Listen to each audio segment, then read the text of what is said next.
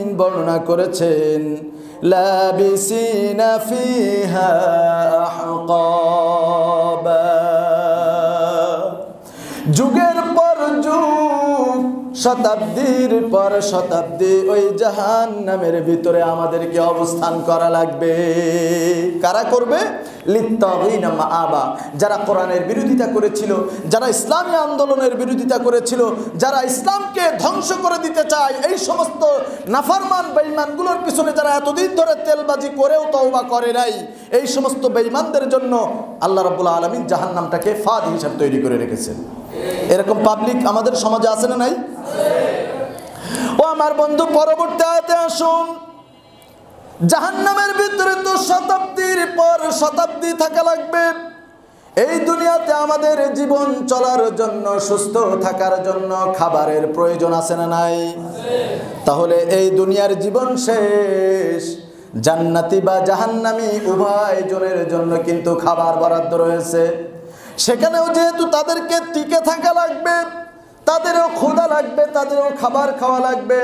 জান্নাতি ব্যক্তিদের জন্য একরকম খাবারের ব্যবস্থা রয়েছে, আর যারা জাহান্নামে রয়েছে ওই সমস্ত জাহান্নামীদের জন্য আল্লাহ তাআলা খাবার বরাদ্দ করে রেখেছেন।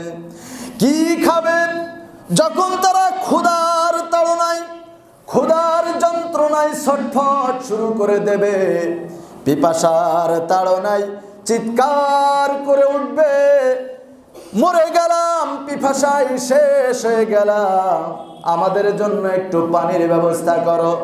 আল্লাহ রাব্বুল আলামিন ওই সময় বলছেন, লা ইয়াযুকুনা ফিহা বারদাও ওয়ালা শারাবা। আল্লাহু আকবার।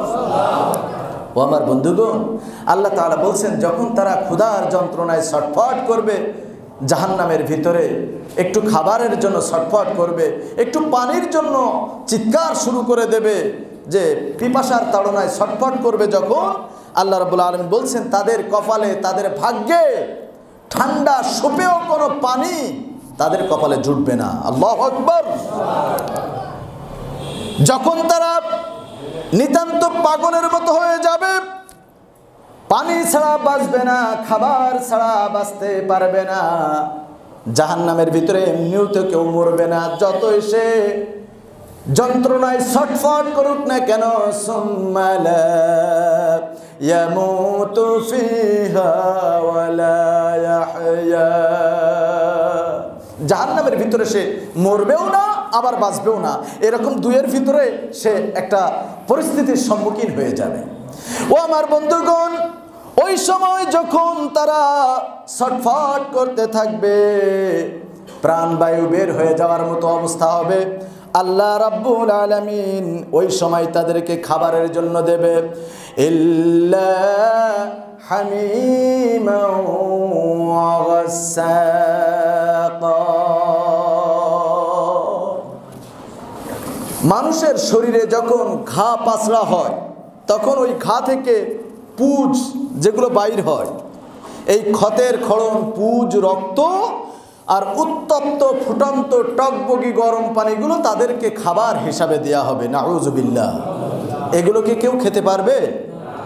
এরপরেও জাহান্নামীরা ক্ষুধার তাড়নায় কি খাবার এসেছে এটা আর দেখার মতো সময় থাকবে না। ওই সময় তারা ওই পুজগুলো খাবে, আর ওই উত্তপ্ত ফুটন্ত টকবগে গরম পানিগুলো যখন তারা পিপাসার কাতরে তারা যখন পান করবে, হাদিসের ভিতরে এসেছে, কিতাবের ভিতরে এসেছে, এই উত্তপ্ত ফুটন্ত গরম পানি খাওয়ার কারণে তাদের সমস্ত নাড়ি ভুড়িগুলো গলে পুছে পেছনের রাস্তা। বারাকাতুহু।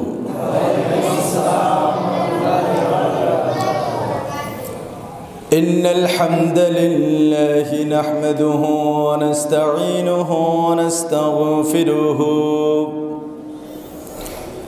ونعوذ بالله من شرور أنفسنا ومن سيئات أعمالنا أعمالنا من يهده الله فلا مضل له ومن يضلله فلا هادي له ونشهد أن لا إله إلا الله وحده لا شريك له ونشهد أن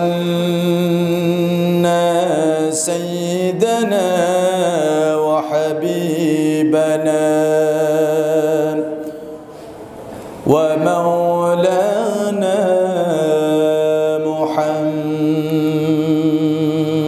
محمد صلى الله تعالى عليه وعلى آله وأصحابه وبارك وسلم الذي أرسله بالحق بشيرا ونذيرا وداعيا إلى الله بإذنه وسراجا منيرا فقد قال الله تعالى في كلامه المجيد والفرقانه الحميد জবান খুলে সবাই পড়ুন আউযু বিল্লাহি মিনাশ শাইতানির রাজিম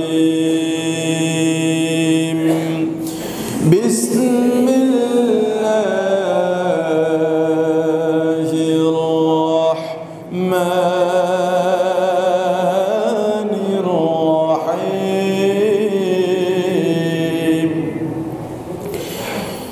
إن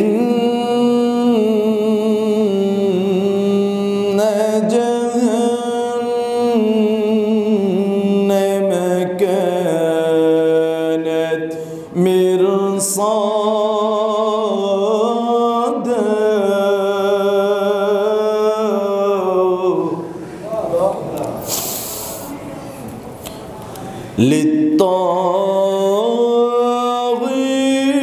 للطاغين مآبا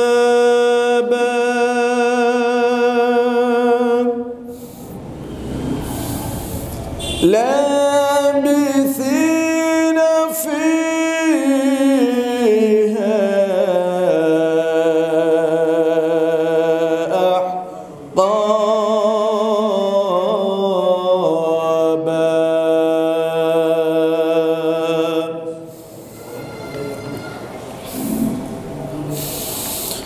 لا يذوقون فيها بردا ولا شرابا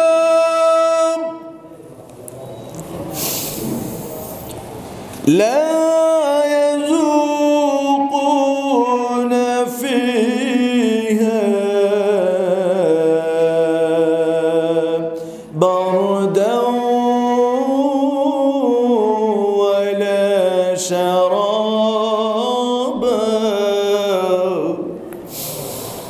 إلا حميما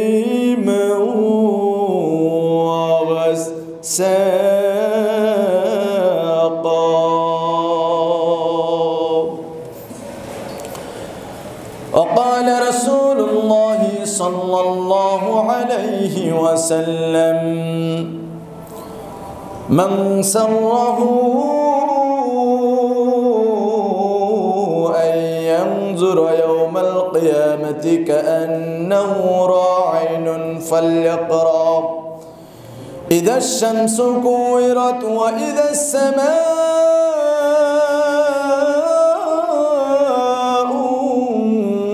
انفطرت وإذا السماء انشقت أو كما قال عليه الصلاة والسلام وقال تعالى في شان حبيبه آمنوا صلوا عليه وسلموا تسليما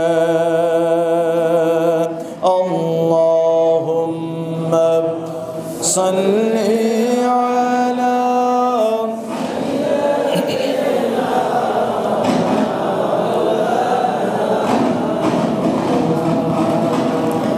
وعلى آل سيدنا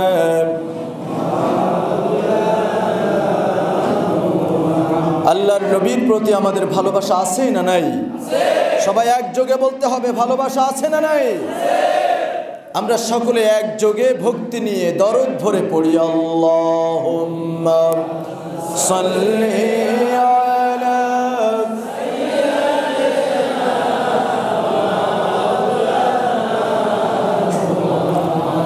وعلى آل سيدنا مولانا هنا فلتم بلبل كترنم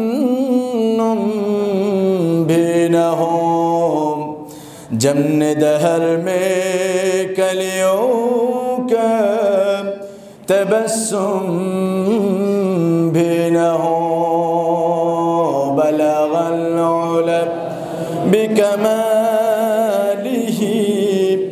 كشف الدجى بجماله حسنت جميع خصاله صلوا عليه আলহামদুলিল্লাহ সুম্মা আলহামদুলিল্লাহ। রাজধানী ঢাকার আশুলিয়া থানার অন্তর্গত বাইতুল লতিফ জামে মসজিদের মোহতারাম সম্মানিত মোতাওয়াল্লি মহোদয়, অত্র মসজিদের সম্মানিত সভাপতি মহোদয়, ম্যানেজিং কমিটির সদস্যবৃন্দগণ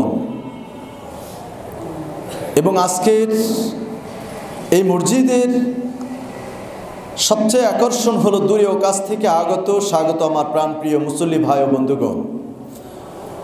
আমরা সর্বপ্রথম সেই মহান আল্লাহ জাল্লা শানহুর দরবারে লাখো কোটি সাজুদ আর শুকরিয়া জ্ঞাপন করছি, যে মহান মালিক সারাদিনের অক্লান্ত পরিশ্রমকে উপেক্ষা করে আজকের এই পবিত্র জুমার দিনে তার বন্দিগি করার জন্য, তার দাসত্ব করার জন্য, তার গোলামি করার জন্য আমাদেরকে মসজিদে আসার মতো বসার মতো তৌফিক দান করেছেন। কোরআনের কর্মীদের মতো আওয়াজ দিয়ে একযোগে বলুন তো, আপনারা সমবেত হতে পেরে খুশি নাকি বেজার? খুশি হয়ে সেই মহান আল্লাহ তাআলার জন্য আমরা শুকরিয়া আদায় করে নিচ্ছি, প্রাণ খুলে বলছি আলহামদুলিল্লাহ। আমরা পড়ছি রব্বানা লাকাল হামদ হামদান কাসীরান তাইয়িবান মুবারাকান ফীহি ইয়া রাব্বি লাকাল হামদ কামা ইয়ানবাগি লিজালালি ওয়াজহিকা ওয়া আযীমি সুলতানিক। আমরা শুকরিয়া আদায় করলাম কার? আলহামদুলিল্লাহ। দুরুদ আর সালাম জানাই বিশ্ব মানবতার মুক্তির কান্ডারি, মুক্তির দিশারি, রাহমাতুল লিল আলামিন, সরকারে দো আলম সৈয়দুল মুরসালিন, বিশ্ব নেতা, বিশ্বনবী জনাবে মুহাম্মদুর রাসূলুল্লাহ সাল্লাল্লাহু আলাইহি ওয়াসাল্লামের বাংলাদেশের প্রান্ত হতে সালাম জানাই। হে রাসূল, আল্লাহ তাআলা যেন আমাদের সালামটুকুন বিশ্বনবীর রওজা মুবারকে পৌঁছে দেন। জোরে বলুন আল্লাহুম্মা আমিন। মাগফিরাত কামনা করছি শহীদ ভাইদের জন্য, যারা দ্বীনের জন্য, ইসলামী আন্দোলনের জন্য, কোরআনের জন্য প্রাণ দিয়ে শহীদ হয়েছেন, রক্ত ঢেলে জীবন দিয়েছেন, জীবনকে বাজি রেখে রাজপথে ঝাঁপিয়ে পড়েছিলেন। আল্লাহ তাআলার কাছে ফরিয়াদ জানাই, আল্লাহ যেন তাদেরকে মাফ করে দিয়ে জান্নাতের সর্বোচ্চ মাকাম দান করেন। বলেন আমিন। আমার বন্ধুগণ, আলোচনার সূচনায় আমরা যে কিতাব থেকে আলোচনা করেছি, তেলাওয়াত করেছি, সবাই একটু আওয়াজ দিয়ে বলুন তো, সেই কোরআন কার? এর ভিতরে কোনো সন্দেহ আছে? কোনো রকম ভুল ত্রুটি আছে? যারা সন্দেহ করবে ইসলামের ভিতরে, তাদের কোনো জায়গা আছে? নেই। সুতরাং এ কোরআন আপনার পক্ষে আসুক, কোরআন আপনার বিপক্ষে আসুক, সর্ব অবস্থায় এ কোরআনকে আমরা মানতে পারবো ইনশাআল্লাহ। এ কথা কেন বললাম? বললাম এই কারণে, আমাদের সমাজের ভিতরে সুদখোর আছে না নাই? আমাদের সমাজের ভিতরে ঘুষখোর আছে না নাই? দুর্নীতিবাজ আছে না নাই? হত্যাকারী, ধর্ষণকারী, লুটকারী, চাঁদাবাজি, দখলদারি, ছিনতাইকারী আছে না নাই? সুতরাং বলবো, এই যে কথাগুলো বললাম, এগুলো কি কোরআন সমর্থন করে? এই জন্যই বললাম যে কোরআন আপনার পক্ষে যাক, বিপক্ষে যাক, সর্ব অবস্থায় আপনি যদি নিজেকে মুসলিম পরিচয় দেন, 100% মানতেই হবে। পারবেন তো ইনশাআল্লাহ? আল্লাহ কবুল করুন। বলেন আমিন।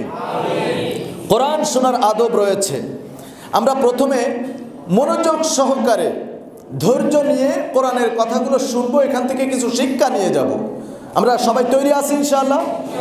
যদি মনোযোগ সহকারে শ্রবণ করি, বলুন তো রহমত নাজিল করবেন কে? এটা আমার কথা নাকি আল্লাহর কথা?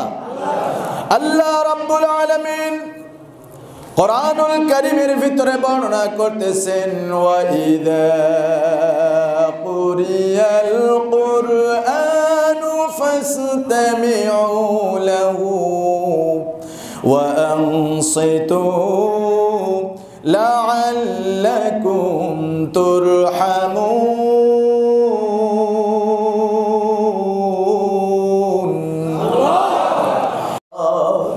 আল্লাহ তাআলা একটা এক্সাম্পল টেনে দিলেন যে তারা তো মনে করেছে একদিন না একদিন জান্নাতে চলে যাবে। আল্লাহ রাব্বুল আলামিন আপনার জন্য উদাহরণ টেনে দিলেন, হাত্তা ইয়ালিদাল জামালু ফি সামিল খিয়াত। জাহান্নাম থেকে মুক্তি নিয়ে জান্নাতে যাওয়াটা ততটা কঠিন। একটা সুইয়ের ছিদ্র দিয়ে, মা বোনেরা কাঁথা সেলাই করে, সুচ আছে না? এই সুইয়ের ছিদ্র কি অনেক বড় নাকি? একটা উট অনেক ছোট নাকি অনেক বড় প্রাণী? আল্লাহ তাআলা কি চমৎকার করে উদাহরণটা টেনে দিলেন। সুইয়ের ছিদ্র দিয়ে একটা উট প্রবেশ করাটা যতটা কঠিন, জাহান্নামে একবার যারা গেছে, ওই জাহান্নাম থেকে মুক্তি নিয়ে জান্নাতে যাওয়াটা এর থেকেও কঠিন। তাহলে সুইয়ের ছিদ্র দিয়ে আদৌ কি উট যাওয়া সম্ভব হবে? একটা উট প্রবেশ করাটা সম্ভব হবে? যদি কোনোদিন মনে হয় আপনার যে হ্যাঁ সম্ভব হবে, তাহলে আপনি সেদিন জান্নাতে যাবেন। এর আগে জান্নাতের যতই স্বপ্ন দেখেন, পীর সাহেবরা যত রকম স্বপ্ন দেখাক না কেন, কোনো অবস্থাতে আপনি জান্নাতে যেতে পারবেন না। কথা বলেন ঠিক কিনা? এগুলো আমার কথা না, আল্লাহর কথা। আমি স্পষ্ট কোরআনের আয়াত বলে দিচ্ছি ভাই, এর উপরে আর কোনো কথা থাকে? ও আমার বন্ধুগণ, তাহলে আমরা জানলাম জাহান্নামের ভিতরে কতদিন থাকা লাগবে। আল্লাহ রাব্বুল আলামিন বর্ণনা করেছেন, লাবিসিনা ফিহা আহকাবা। যুগের পর যুগ শতাব্দীর পর শতাব্দী ওই জাহান্নামের ভিতরে আমাদেরকে অবস্থান করা লাগবে। কারা করবে? লিত্তাগীনা মাআবা, যারা কোরআনের বিরোধিতা করেছিল, যারা ইসলামী আন্দোলনের বিরোধিতা করেছিল, যারা ইসলামকে ধ্বংস করে দিতে চায়, এই সমস্ত নাফরমান বেঈমানগুলোর পিছনে যারা এতদিন ধরে তেলবাজি করেও তওবা করে নাই, এই সমস্ত বেঈমানদের জন্য আল্লাহ রাব্বুল আলামিন জাহান্নামটাকে ফাঁদ হিসাবে তৈরি করে রেখেছেন। এরকম পাবলিক আমাদের সমাজে আছে না নাই? ও আমার বন্ধু, পরবর্তী আয়াতে আসুন। জাহান্নামের ভিতরে তো শতাব্দীর পর শতাব্দী থাকা লাগবে। এই দুনিয়াতে আমাদের জীবন চলার জন্য, সুস্থ থাকার জন্য খাবারের প্রয়োজন আছে না নাই? তাহলে এই দুনিয়ার জীবন শেষ, জান্নাতি বা জাহান্নামী উভয় জনের জন্য কিন্তু খাবার বরাদ্দ রয়েছে। সেখানেও যেহেতু তাদেরকে টিকে থাকা লাগবে, তাদেরও ক্ষুধা লাগবে, তাদেরও খাবার খাওয়া লাগবে। জান্নাতি ব্যক্তিদের জন্য একরকম খাবারের ব্যবস্থা রয়েছে, আর যারা জাহান্নামে রয়েছে ওই সমস্ত জাহান্নামীদের জন্য আল্লাহ তাআলা খাবার বরাদ্দ করে রেখেছেন, দিয়ে সব বের হয়ে যাবে। আল্লাহু আকবার। ও আমার বন্ধুগণ, তাহলে জাহান্নাম যে কতটা ভয়ানক এটা কি আমরা একটু বোঝার চেষ্টা করেছি? জাহান্নামের কথা যদি আমরা একটাবার চিন্তা করতাম, আমাদের দ্বারা ইসলাম বিরোধী কর্মকাণ্ড কোনোদিন সম্ভব হতো না। কথা বলেন ঠিক কিনা? ও আমার বন্ধুগণ, আল্লাহ রাব্বুল আলামিন এই জাহান্নাম সম্পর্কে অপরে অংশে বলছেন, ওয়ালাকাদ যারানা লিজাহান্নামা কাসীরাম মিনাল জিন্নি ওয়াল ইনস লাহুম কুলুবুন লা ইয়াফকাহুনা বিহা। আল্লাহ রাব্বুল আলামিন পবিত্র কোরআনুল কারীমের সূরাতুল আরাফের 179 নং আয়াতের মাধ্যমে আবারও জাহান্নামে কেন যাবে তার কথা বলে দিলেন। আমরা শুধু আজকে দেখব কোন কারণে জাহান্নামে যাবে, কোন কারণে জাহান্নাম থেকে মুক্তি আদৌ পাবে কিনা, জাহান্নামের শাস্তিটা কি ধরনের হবে।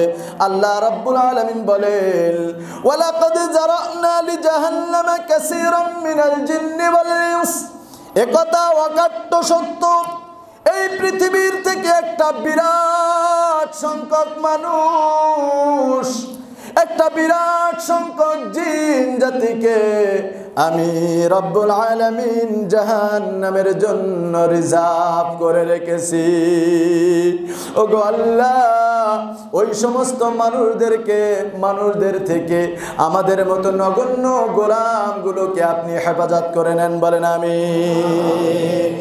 ও আমার বন্ধুগণ, যে আল্লাহ ইচ্ছা করলে তামাম পৃথিবীর মানুষগুলোকে একটা হাতের মুঠোর ভিতরে নিয়ে আসতে পারেন, সেই ক্ষমতা আল্লাহর আছে না নাই? সবাই বলেন আছে না নাই? সেই আল্লাহ তাআলা এমন করে ওয়ে কসমিয়া, এখানে কসমের ব্যবহার করে বলেছেন, একথা অকাট্য সত্য, এই পৃথিবীর একটা বিরাট সংখ্যক মানুষ এবং জিন জাতিকে আমি রব্বুল আলামিন জাহান্নামের জন্য রিজার্ভ করে রেখেছি। একটা কারণ তো আমরা শুনে এসেছি, লিত্তাগীনা মাআবা, যারা কোরআনের বিরোধিতা করেছে, যারা ইসলামী আন্দোলনের বিরোধিতা করেছে, ইসলামের কথাগুলো ভালো লাগে নাই, কোরআনের কথাগুলো ভালো লাগে নাই, যেখানে এই কোরআনের কথা হয়েছে এ বেঈমানগুলো নেক্সট সুরতে সেখানে যে কিভাবে বন্ধ করা যায়, কিভাবে ষড়যন্ত্র করে দাঙ্গা লাগানো যায়, সব সময় কিন্তু এই মুসলিম নামধারী কুলাঙ্গারগুলো সেই পাইতারা করেছে। কথা বলেন ঠিক কিনা? বিগত 16টা বছর ধরে আপনারা সবগুলো নিজের চোখে দেখেছেন। মুসলিম, এই 96% মুসলিমের দেশে আমরা এত সংখ্যাগরিষ্ঠ থাকার পরেও আমাদের বাক স্বাধীনতা বলে কোনো কিছু ছিল না। ইসলামের কথা বললেই আপনি মৌলবাদী হয়ে যেতেন, ইসলামের কথা বললেই আপনি স্বাধীনতা বিরোধী হয়ে যেতেন, ইসলামের কথা বললেই আপনি রাজাকার, ধর্ষণকারী, নানান রকম মিথ্যা মামলা আর হামলা আপনি হয়ে যেতেন। কথা বলেন ঠিক কিনা? ও ও আমার বন্ধুগণ, আজকে 16টা বছর পরে যেদিন বিজয় এসেছে, নতুন করে 24-এর বিজয়, ওই দিন আমরা দেখতে পেয়েছি মানুষের ভিতরে কত ক্ষোভ জমা ছিল। কথা বলেন ঠিক কিনা? কত ক্ষোভ জমা ছিল যে একটা মুসলিম সে মাথায় টুপি দিতে গেলেও তার সমস্যা, দাড়ি রাখলে সমস্যা, পাঞ্জাবি গায়ে দিলে মৌলবাদী, রাজাকার, নানান রকম মিথ্যা তকমাগুলো দিয়ে তাদেরকে বারবার চেপে ধরার চেষ্টা করেছে। কথা বলেন ঠিক কিনা? আল্লাহ রাব্বুল আলামিন বলেছেন লিত্তাগিনা মাআবা, এই দুনিয়ার ভিতরে যারা কোরআনের বিরোধিতা করেছে, ইসলামের বিরোধিতা করেছে, মুসলমানদেরকে সহ্য করতে পারে নাই, অনেকে লেবাস নিয়ে নানান রকম ইসলাম বিরোধী কর্মকাণ্ডের ভিতরে লিপ্ত ছিল, আল্লাহ রাব্বুল আলামিন বলেন ওই সমস্ত নাফরমান আর বেঈমানের জন্য আমি রব্বুল আলামিন জাহান্নামটাকে রিজার্ভ করে রেখেছি। ও আমার বন্ধুগণ, এই আয়াত যেহেতু বলেছে, এখানে আরো একটা পয়েন্ট উল্লেখ করেছেন, লাহুম কুলুবুল লা ইয়াফকাহুনা বিহা, জাহান্নামে কেন যাবে? আমি রব্বুল আলামিন তাদেরকে একটা বিবেক দান করেছিলাম, আমি একটা বিবেক দান করেছিলাম, এই বিবেক তারা বিবেচনা করে নাই, মন যেটা চেয়েছে, যখন যেটা চেয়েছে সেটাই করেছে। খাও দাও ফুর্তি করো, दुनियाटा मस्त बड़ा दुनिया का मजा ले लो, ए दुनिया तुम्हारी है। শয়তানের এই মতবাদ অনুযায়ী নিজে যা যখন যেটা ইচ্ছা সেটাই করেছে। ও আমার বন্ধুগণ, এই জন্যই তো আল্লাহ রাব্বুল আলামিন বলছেন আমি তাদেরকে জাহান্নামের জন্য রিজার্ভ করে রেখেছি। দুনিয়ার ভিতরে এইভাবে আপনার চলতে চলতে জীবন বয়স শেষ হয়ে গেল, দুনিয়ার হায়াত আপনার শেষ হয়ে গেল, আপনি এবার কবরের জিন্দেগিতে চলে গেলেন। কবরে গেলে একটা বার চোখ বন্ধ করে চিন্তা করুন সেখানে আপনার সাথে কি ব্যবহারটা করা হবে। আমার যখন ফুরাবে দিন, আসবে গহীন রাতে, আমার যখন ফুরাবে দিন, আসবে গহীন রাতে, থেকো আল্লাহ জীবনে হয়ে চির সাথী, আসবে গহীন রাতে, আমার যখন ফুরাবে দিন, আসবে গহীন রাতে। দুনিয়ার জীবন আপনার শেষ হয়ে গেল, যে দুনিয়ার উপরে থেকে কত অহংকার কত দাপট আপনি আমি দেখাতাম, আহারে অহংকারের দাপটে পাশ দিয়ে মানুষ চলতে পারতো না, যখন যেটা মন চেয়েছে সেটাই করেছি।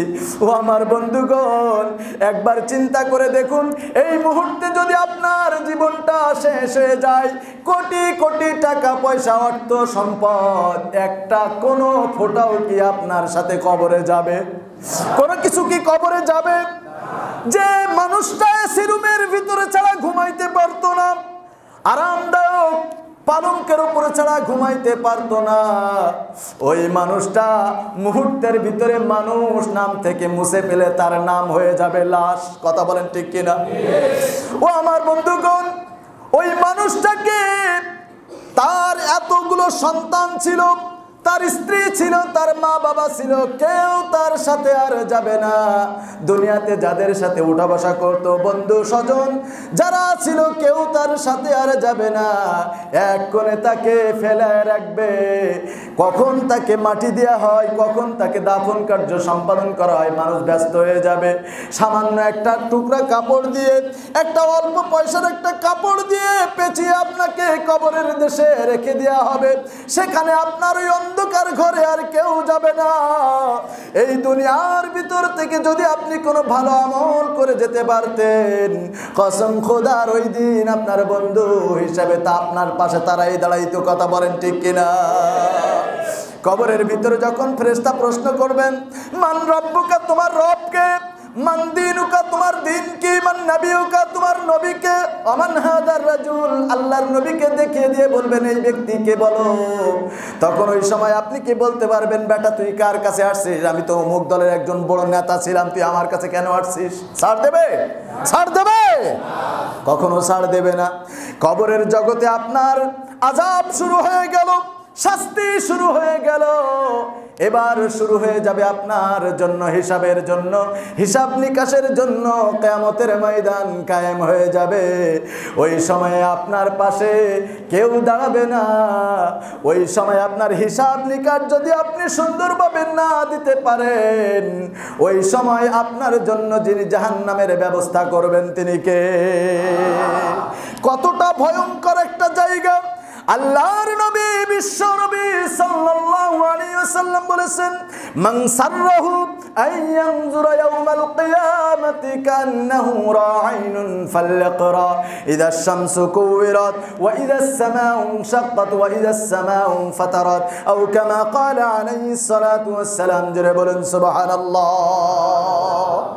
আল্লাহর নবী বিশ্ব নবী সাল্লাল্লাহু আলাইহি ওয়াসাল্লাম তার উম্মতদেরকে লক্ষ্য করে কথা বর্ণনা করেছেন, যদি কেউ আখিরাতের সেই ভয়ঙ্কর চিত্র, যদি সেই আখিরাতের ভয়ঙ্কর চিত্র দুনিয়ার চর্মচক্ষু দিয়ে কেউ দেখতে চায়, কেউ দেখার চেষ্টা করে, তাহলে যেন সে দুনিয়ায় জীবিত থাকা অবস্থায় এই সূরাগুলো তার নিজের ভাষায় একটু পড়ে নেয়। কত কঠিন জায়গা হবে, কত কঠিন জায়গা হবে!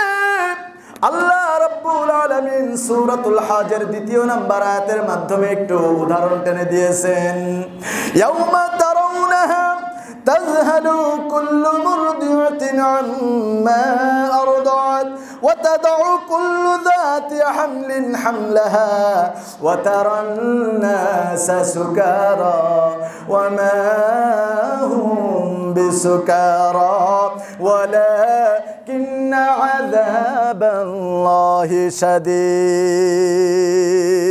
আল্লাহু আকবার। আল্লাহ রাব্বুল আলামিন এই আয়াতের মাধ্যমে আখিরাতের ময়দানের ভয়ঙ্কর চিত্র কিছুটা হলেও প্রকাশ করে দিয়েছেন। ও আমার বন্ধুগণ, দুনিয়ার জীবন শেষ হয়ে গেল, কবরের জিন্দেগি পার করে আসলাম, কিয়ামতের ময়দানে আমরা চলে গেলাম হিসাব নিকাশের জন্য। ওই কিয়ামতের ময়দান কতটা ভয়ানক হবে এই আয়াতের মাধ্যমে আল্লাহ তাআলা বলছেন, ইয়াউমা তারাউনাহা তাযহালু কুল্লু মুরদিআতিন আম্মা আরদাআত।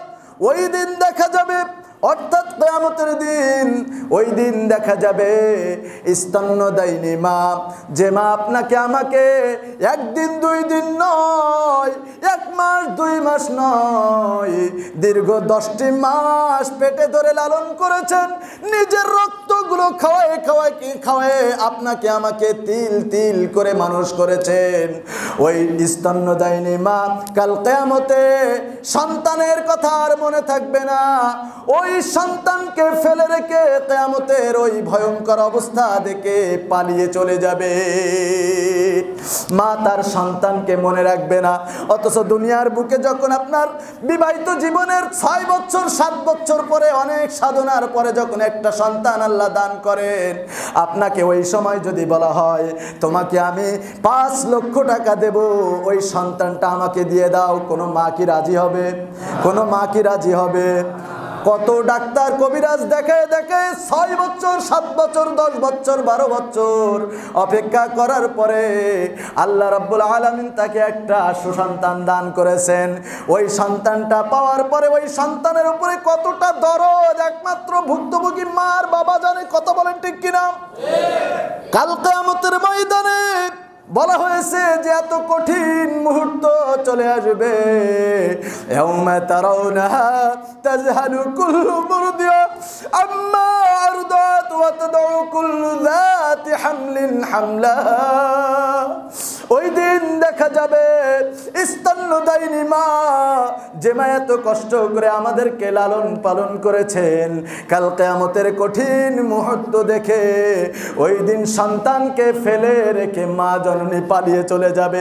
সবাই যার যার ইচ্ছা নিয়ে, যার যার অবস্থান নিয়ে চিন্তা করা শুরু করবে, আমার কি হবে, আমার কি হবে।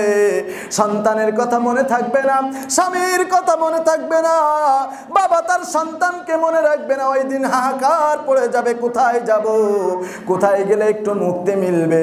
শুধু তাই নয়, যে সমস্ত মায়েরা গর্ভ অবস্থায় মৃত্যুবরণ করেছেন, কাল কিয়ামতে কঠিন মুসিবতের সময়, ওই কঠিন মুহূর্তের সময় সিজার করা লাগবে না, তাকে ধাত্রী নিযুক্ত করা লাগবে না। ওই কঠিন মুহূর্ত দেখে এমনিতেই সেদিন সন্তান প্রসব হয়ে যাবে। শুধু তাই নয়, আপনার আমার মতন সাধারণ মানুষগুলো পাগলের মতো দৌড়াদৌড়ি শুরু করে দেবে।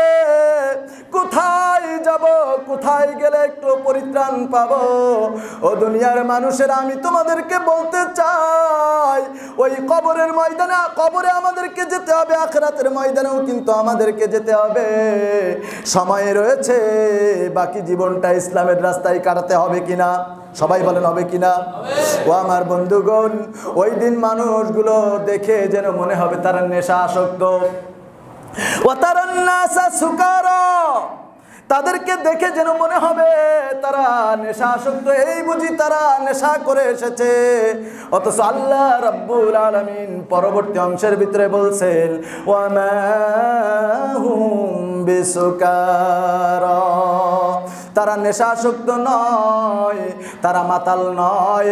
ওয়ালাকিন্না আযাবাল্লাহি শাদীদ। আজকের আমার এই আযাবের অবস্থা দেখে, আজকের এই ভয়ঙ্কর অবস্থা দেখে তাদের অবস্থা এই হয়ে গেছে। ও আমার বন্ধুগণ, শুধু তাই নয়, দুনিয়ার জীবন শেষ হয়ে গেল, সব কিছু ধ্বংস হয়ে যাবে। কাল কিয়ামতের ময়দানে আমরা সেটাও দেখতে পাবো। ওই দিন দেখা যাবে, ইয়াউমা ইয়াকুনুন নাসু কাল ফারাশিল মাবসুস ওয়া তাকুনুল জিবালু কাল আইনিল মানফুস। এই সূরাগুলো আমাদের মুখস্থ আছে না নাই? মুখস্থ আছে না নাই? আপনি তো মুসলিম, আপনার জানার দরকার ছিল আল্লাহ তাআলা এই আয়াতগুলোর মাধ্যমে কি বর্ণনা করেছেন। কিয়ামতের ময়দানের কথা তুলে ধরেছেন। ইয়াউমা ইয়াকুনুন নাসু কাল ফারাশিল মাবসুস, কাল কিয়ামতে দেখা যাবে মানুষগুলো কীট পতঙ্গের মতো দৌড়াদৌড়ি শুরু করেছে। ইয়াউমা ইযিন আইনাল মাফার, কোথায় যাব, কোথায় পালাবো? ওই দিন কোনো পালানোর রাস্তা থাকবে না। দুনিয়ার ভিতরে আপনি একটা অপরাধ করেছেন, মুহূর্তের ভিতরে আপনি গায়েব হয়ে গেছেন, আপনার আর কোনো খোঁজ খবর নাই। যদিও আপনি ধরা পড়ে যান, 2 লাখ 5 লাখ 10 লাখ ঘুষ দিয়ে সাথে সাথে পরিত্রাণ পেয়ে যান, এমন নজির আমাদের দেশের ভিতরে আছে না নাই? সবাই বলেন আছে না নাই? কাল কিয়ামতে কিন্তু আল্লাহ রাব্বুল আলামিন কোনো রকম স্বজন প্রীতি দেখাবেন না। ওইখানে যার আমল ভালো, দুনিয়ার জীবনটাকে কোরআন সুন্নাহ অনুযায়ী পরিচালনা করেছে, ওই দিন শুধু সেই আল্লাহ রাব্বুল আলামিনের সামনে হাস্যোজ্জ্বল চেহারা নিয়ে দাঁড়াতে পারবে। আর না হলে ওই দিন আপনি যত বড় নেতা হন না কেন, যত বড় প্রধানমন্ত্রী আপনি হন না কেন, মেয়র এমপি যত কিছুই হন না কেন, আপনার কোনো রকম লাভ হবে না। কোনো সম্পদ দিয়ে সেদিন কোনো কাজ হবে না। কথা বলেন ঠিক কিনা? আল্লাহ রাব্বুল আলামিন আপনাকে ডাক দেবেন, দুনিয়ার ভিতরে কি করেছিলি একটু হিসাব দে। আপনাকে হিসাব দিতে পারবেন? তাহলে এখনো জীবিত রয়েছি, এখনো সময় রয়েছে, আমাদেরকে তওবা করে ফিরে আসতে হবে। আমরা যদি খাস তওবা করি, ওই তওবা যিনি কবুল করবেন তিনি কে? আল্লাহ রাব্বুল আলামিন আমলনামাটা ছুড়ে দেবেন। আমলনামাটা ছুড়ে দেওয়ার পরে এবার বলবেন, ইকরা কিতাবাক কাফা বিনাফসিকাল ইয়াউমা আলাইকা হাসিবা। দুনিয়ার ভিতরে কি করেছিলি? পড় তোর আমলনামা, পড় তোর আমলনামা কি করেছিলি। আজকের তুই জান্নাতে যাবি নাকি জাহান্নামে যাবি, তোর হিসাবটা তুই নিজেই করে নে। ওই দিন আমলনামা 2 শ্রেণীতে বিভক্ত হবে। একটা শ্রেণীর মানুষের জন্য আমলনামাটা সম্মানের সাথে সামনের থেকে সম্মানের সাথে তাদের ডান হাতে ধরিয়ে দেওয়া হবে। ওই ব্যক্তিগুলো আল্লাহর খুশি নিয়ে জান্নাতে চলে যাবে। যারা বলুন সুবহানাল্লাহ। কিন্তু যারা নাফরমান, নাফরমান কারা লিত্তাগিনা মাআবা। শুরুতে যে আয়াতগুলো আমি তেলাওয়াত করেছিলাম একটু খেয়াল করুন। নাফরমান বান্দা কারা? লিত্তাগিনা মাআবা, যারা কোরআনের বিরোধিতা করেছে, ইসলামী আন্দোলনের যারা বিরোধিতা করেছে, ইসলামী আন্দোলনের যারা বিরোধিতা করেছে, কোরআনের কর্মীদেরকে সহ্য করতে পারে নাই, নানান রকম মিথ্যা মামলাগুলো দিয়ে হয়রানি করেছে, তাদেরকে জেল জুলুম এমনকি ফাঁসির কাস্টে পর্যন্ত ঝুলিয়েছে। কথা বলেন ঠিক কিনা? আল্লাহ রাব্বুল আলামিন এই সমস্ত নাফরমান বেঈমানগুলোকে অপমানের সাথে তাদের বাম হাতের দিকে তাদের আমল নামাটা ছুঁড়ে ফেলে দেবে। ফুলিয়ে কোরআনের কথা আর বলার মতো লোক থাকবে না। কথা বলেন ঠিক কিনা? এটা তারা মনে করেছিল। কসম খোদার, এক সাইদির আত্মত্যাগে, এক সাইদির প্রাণের বিনিময়ে আল্লাহ রাব্বুল আলামিন বাংলার ঘরে ঘরে সাইদির উত্তরসূরি পয়দা করে দিয়েছেন। কথা বলেন ঠিক কিনা? আল্লামা সাইদি তুমি মরনি, শহীদ হয়েছ তুমি এটাই জানি। আল্লামা সাইদি তুমি মরনি, শহীদ হয়েছ তুমি এটাই জানি। দেখা তো হবে না আর এই জীবনে, দেখা হবে জান্নাতে ফুল বাগানে। বলেন ইনশাআল্লাহ। দেখা তো হবে না আর এই জীবনে, দেখা তো হবে সেই ফুল বাগানে। এই আশা কবুল করো আল্লাহ তুমি, শহীদ হয়েছ তুমি এটাই জানি। আল্লাহ কবুল করুন, বলেন আমিন। আমার বন্ধুগণ, আমরা আলোচনা শেষ করে ফেলবো। আর কি 2-3 মিনিট সময় দেওয়া হবে কিনা? সময় দিতে পারবেন ইনশাআল্লাহ? কথা বলবো ইনশাআল্লাহ। ও আমার বন্ধুগণ, আমরা আলোচনা শেষ করে ফেলবো। কিয়ামতের ময়দানে বলছিলাম, যারা কোরআনের বিরোধিতা করেছে, অন্যায়ভাবে মানুষ হত্যা করাটা, এটা কি কোরআন কোনোদিন সমর্থন করে? আমি সেটাই বোঝাতে চেয়ে মূলত এই উদাহরণগুলো টেনে এনেছি। অন্যায়ভাবে যারা এইভাবে এক একটা মানুষকে হত্যা করলো, কোরআন সুন্নাহর ভাষায় সে যেন একটা মানুষকে হত্যা করলো না। কিয়ামত পর্যন্ত যত মানুষ আসবে, সকল মানুষকে হত্যা করলে যে গুনাহ হয়, ওই গুনার পাহাড় তার আমল নামায় দেয়া হবে। কথা বলেন ঠিক কিনা? আল্লাহ তাআলা বলবেন, দুনিয়ার ভিতরে কি করেছিলি একটু তোর আমল নামাটা পড়ে দেখ। ওই সময় তারা আফসোস করবে আর বলবে, মা আগনা আন্নি মালিয়া। দুনিয়ার ভিতরে লুটপাট করে, চাঁদাবাজি করে কত কোটি কোটি টাকার পাহাড় আমরা করেছিলাম। আহারে এই দুঃসময়ে দুনিয়ার ভিতরে একটু কিছু হইলেই 1 লাখ 2 লাখ ঘুষ দিলে সব কিছু মিটে যেত। কিন্তু মা আগনা আন্নি মালিয়া, এত কোটি কোটি টাকার পাহাড় এই দুঃসময়ে আমার কোনো কাজে লাগলো না। হালাকা আন্নি সুলতানিয়া, দুনিয়ার ভিতরে ব্যারিস্টার ছিলাম, দুনিয়ার ভিতরে প্রধান বিচারপতি ছিলাম, প্রধানমন্ত্রী ছিলাম, মন্ত্রী ছিলাম, এমপি ছিলাম, মেয়র ছিলাম, চেয়ারম্যান মেম্বার ছিলাম, এলাকার তথাকথিত একখান ছাতামাতা ছিলাম। আরে কত দাপট ছিল। হালাকা আন্নি সুলতানিয়া, আজকের আমার কোনো বাদশাহিত্ব, কোনো ক্ষমতা আজকের আর কাজে লাগলো না। এই সময় তারা যখন একের পর এক মনে করে করে তারা আফসোস করবে, আল্লাহ রাব্বুল আলামিন ওই সময় ফেরেশতাদেরকে অর্ডার করবেন, খুযুহু ফাগুল্লু, ওদেরকে ধরো, ওদেরকে পাকড়াও করো, ওদেরকে গ্রেফতার করো। দুনিয়ার জীবনে যেমনি ভাবে নিরপরাধ মানুষগুলোকে নানান রকম মিথ্যা মামলা দিয়ে 1.5 হাতি একটা বেড়ি পরিয়েছে, হ্যান্ডকাপ পরিয়েছে, ওদেরকে আজকের 1.5 হাতি বেড়ি না, সুম্মা ফি সিলসিলাতিন সাবউহা যিরাআন ফাসলুকু, 70 গজ লোহার বেড়ি দিয়ে ওদেরকে বেঁধে সুম্মাল জাহিমা সল্লু, ওদেরকে হাসলাইতে হাসলাইতে সুম্মাল জাহিমা সল্লু, জাহান্নামের ভিতরে নিক্ষেপ করো। এ কথা কি আমার কথা নাকি আল্লাহর কথা? সবাই বলেন আল্লাহর কথা কিনা এটা? অবশ্যই আল্লাহর কথা। তাহলে আমরা এই কথা কি বিশ্বাস করি? এখন আমি আপনাদেরকে সর্বশেষ বলতে চাই, আলোচনা আসলে তাফসীর করতে গেলে অনেক সময়ের প্রয়োজন। যেহেতু আমরা যতটুকু শুনেছি এর মাধ্যমে আমাদের ভিতরে চিন্তার উদ্রেক হয়েছে কিনা ভাই? চিন্তার উদ্রেক হয়েছে কিনা? বাড়িতে যে চিন্তা করবেন, সারাদিন পরে যখন রাতে ঘুমাইতে যাবেন আত্মসমালোচনা করবেন।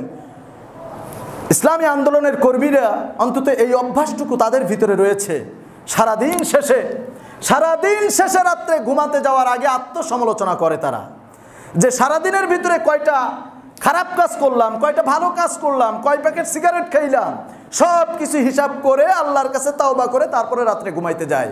সুতরাং আমি আপনাদেরকে বলতে চাই, আজকের কোরআন এবং হাদিসের আলোকে, বর্তমান প্রেক্ষাপটের আলোকে আমরা যে কথাগুলো শুনেছি, এখন আমাদের মন পরিবর্তন করতে হবে কিনা?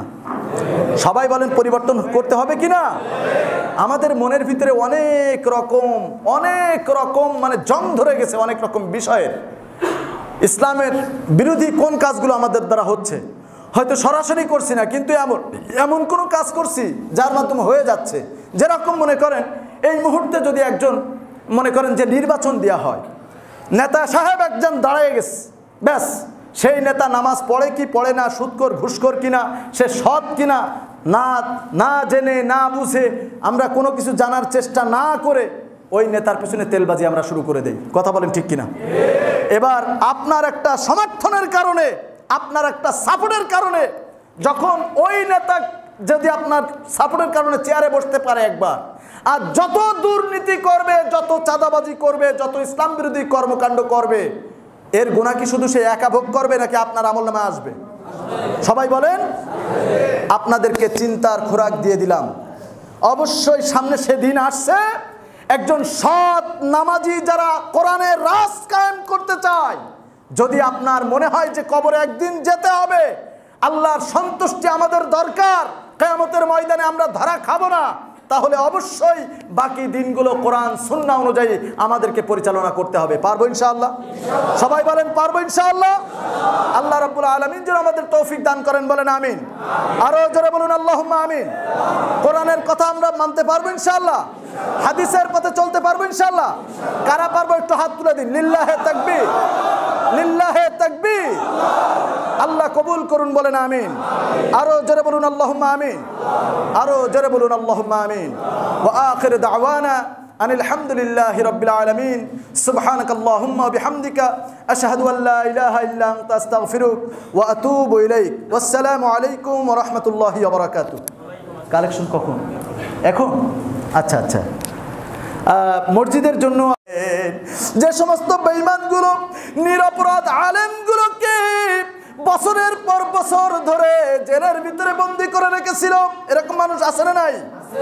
আল্লামা মামুনুল হক, রফিকুল ইসলাম মাদানী, আল্লামা দেলওয়ার হুসাইন সাইদি হাফিজাহুল্লাহ রহমাতুল্লাহি আলাইহি, মাওলানা মতিউর রহমান নিজামী, আলী আহসান মুহাম্মদ মুজাহিদ, মীর কাসেম আলী সহ যত কোরআনের দায়ীরা এই দুনিয়ার উপরে ছিল, তাদের একটাই অপরাধ ছিল কোরআনের দাওয়াত দেয়া, কোরআনের দাওয়াতি কাজ করা। জালিমের বাচ্চাগুলো অন্যায়ভাবে মিথ্যা মামলাগুলো দিয়ে তাদেরকে বছরের পর বছর জেলের ভিতরে রেখে এমনকি শেষ পর্যন্ত ফাঁসির কাস্টে ঝুলিয়ে দিয়েছিল। কথা বলেন ঠিক কিনা?